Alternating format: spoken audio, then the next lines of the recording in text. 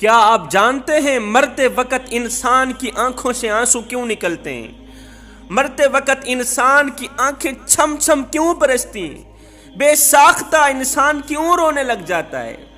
انسان جب پیدا ہوتا ہے تو خود روتا ہے، دوسرے ہنستے ہیں کہ ہمارا بیٹا پیدا ہوا ہے، ہمارا بچہ پیدا ہوا ہے۔ اور یہی انسان جب مرتا ہے تو سب روتے ہیں، مگر یہ مرنے والا آرام سے سوتا ہے۔ گویا زندگی یہی ہے کہ کبھی خود رونا، کبھی دوسروں کو رلانا۔ لیکن ہم جیسے کم عقل بندوں نے اس زندگی کا مفہوم بالکل ہی بدل دیا ہے۔ ہم کیا کہتے ہیں کہ زندگی اصل میں ہنسنے اور ہنسانے کا نام ہے، کہ زندگی میں ہنسو، ہنساؤ، عیش کرو، مزے لوٹو۔ مولوی تو کہتے ہی رہتے ہیں کہ قبر میں یہ ہوگا، حشر میں وہ ہوگا۔ کیا ان مولویوں نے دیکھا ہے؟ او بھائی، ان مولویوں نے تو نہیں دیکھا، پر جس کملی والے آقا نے دیکھا ہے، مدینے والے آقا نے دیکھا ہے، وہی فرما رہا ہے صحابہ، جو کچھ میں دیکھ رہا ہوں، قبر کے اندر کا حال، مرتے وقت کی کیفیت، جو کچھ میں دیکھ رہا ہوں، اگر تم ایک بار بھی دیکھ لو ساری زندگی روتے رہو۔ کیا آپ جانتے ہیں مرتے وقت انسان کی آنکھوں سے بے ساختہ آنسو کیوں نکلنے لگتے ہیں؟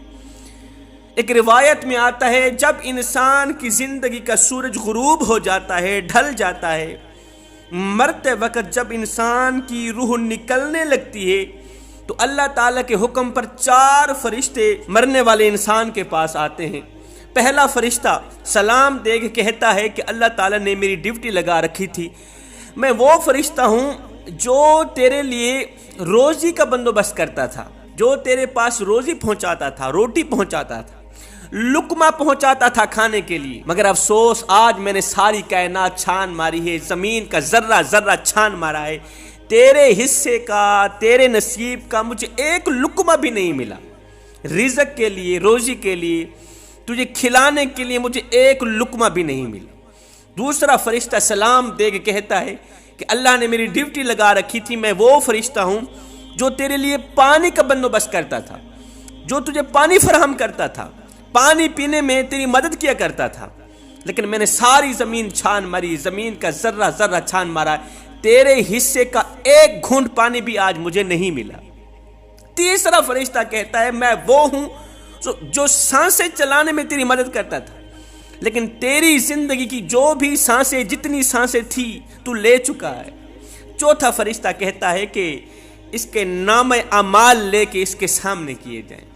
ہے دائیں بائیں فرشتے جو کچھ لکھتے چلے جا رہے ہیں، میں جو بول رہا ہوں فرشتے لکھ رہے ہیں، آپ جو بول رہے ہیں فرشتے لکھ رہے ہیں، اچھا بول رہے ہیں، گندا بول رہے ہیں، غلط بول رہے ہیں، سچ بول رہے ہیں، جھوٹ بول رہے ہیں، فرشتے لکھ رہے ہیں۔ یہی کتابیں سامنے لائی جائے، فرشتے سامنے کرتے ہیں۔ آپ کو پتہ ہے مرتے وقت انسان کی آنکھوں سے آنسو کیوں نکلتے ہیں؟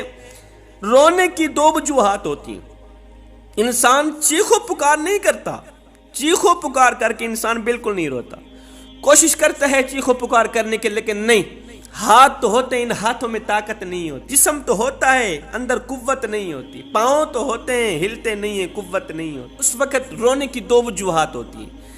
پہلی وجہ تو یہ ہوتی، اگر انسان گنہگار ہوتا ہے، بدکار ہوتا ہے، سیاکار ہوتا ہے، اگر انسان نے دنیا میں اپنی جوانی آوارگی میں گزار دی، غفلت میں گزار دی، کبھی نماز نہیں پڑھی، کبھی حق سچ نہیں بولا، جھوٹ بولتا رہا، غیبت کرتا رہا، چغلی کرتا رہا، اگر ایسی زندگی گزار کے مر رہا ہے تو وہ اس وجہ سے روتا ہے کہ اس کا نام اعمال اسے نہ دکھایا جائے۔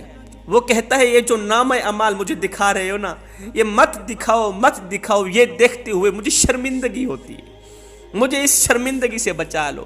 آگے فرشتے کہتے ہیں یہ شرمندگی تو کچھ بھی نہیں ہے، بڑی شرمندگی تو قیامت والے دن دیکھنے کو ملے گی، جب نفسا نفسی کا عالم ہوگا، ہائے ہائے کی پکار پکار رہا ہوگا ہر ایک انسان، اور تمام لوگوں کے سامنے تیرے نام اعمال تجھے پیش کیا جائے گا۔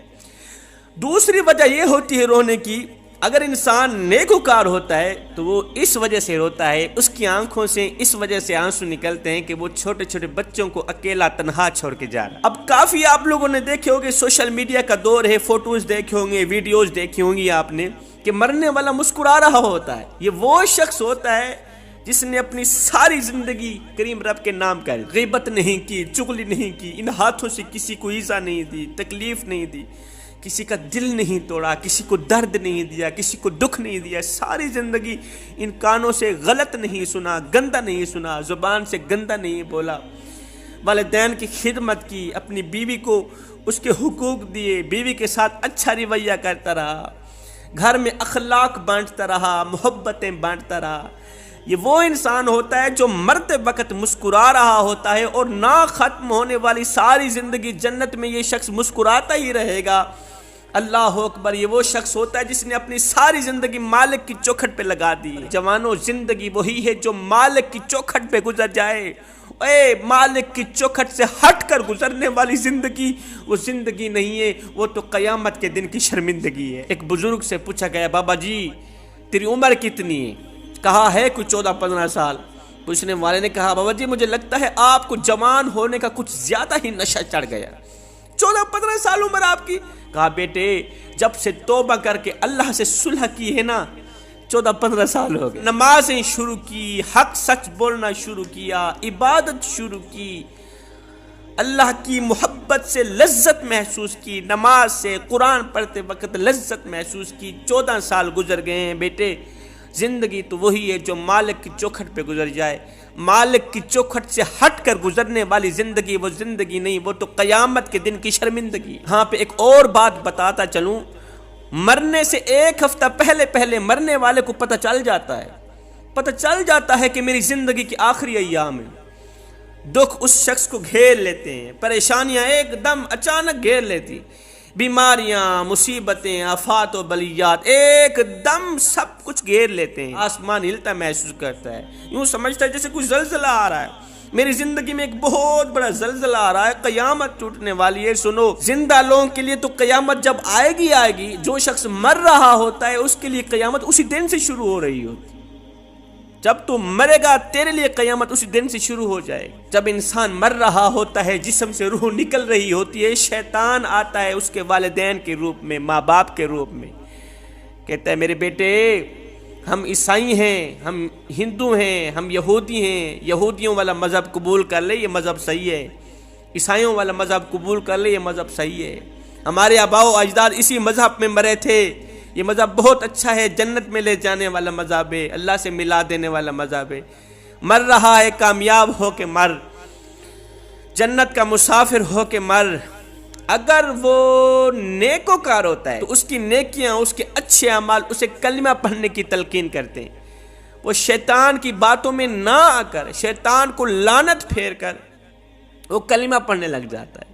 اگر انسان گنہگار ہوتا ہے، بدکار ہوتا ہے، سیاکار ہوتا ہے، نہ بڑا گنہگار ہوتا ہے، پاپی ہوتا ہے، کمینہ ہوتا ہے کہ اس کے اندر قطرہ ایمان کا بھی نہیں ہوتا، جس کے اندر قطرہ ایمان کا بھی نہ ہو، تو وہ شیطان کی باتوں میں آ کر عیسائیوں والا، یہودیوں والا مذہب قبول ہی کر بیٹھتا ہے۔ مالک ہمیں مرتے وقت کلمہ نصیب فرمانا۔